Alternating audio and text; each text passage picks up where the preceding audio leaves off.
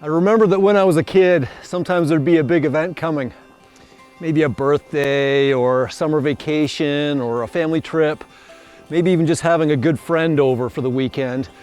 And I would be looking forward to that day and I just could not wait for it to arrive. Do you remember what that kind of anticipation and expectation felt like? Of course, I knew the day would get here eventually, but between now and then, boy, I would be checking my watch and checking my calendar and trying to find every way that I could to make the time go by quicker, because the anticipation was just about killing me.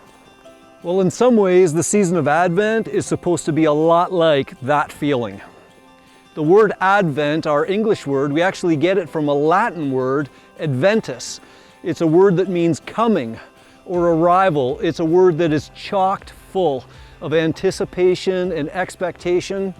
And as we use it in Christianity, it's a word that anticipates not just any event, not just a good event, but it anticipates the biggest event in the history of the world.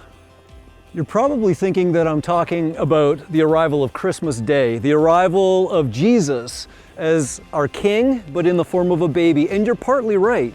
Advent is partly about the coming of Jesus at Christmas, but it's at least as much also about the expectation and the anticipation of not just his first coming, but of his second coming, when he will come as our exalted and glorified King. God made our world to be a good place, and there's still a lot of good things that are happening in this world, but I got no doubt that you've also experienced a lot of the busted up stuff that's happening in this world too. In fact, it's as though this whole world is groaning, as though it's silently crying out saying, God, there is something not right about this place. We've all experienced things that have made us say, God, we need you to right the wrongs and to repair what's broken.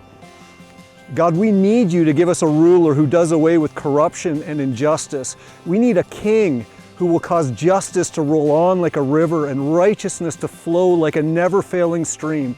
We need a king who is powerful enough to accomplish all that he sets out to do, but who uses his power for good and not for harm. In fact, we need a king who loves us so much that he would choose to willingly lay down his life for us in order to bring us the eternally good things that he has in mind for us, and in order to bring us to God.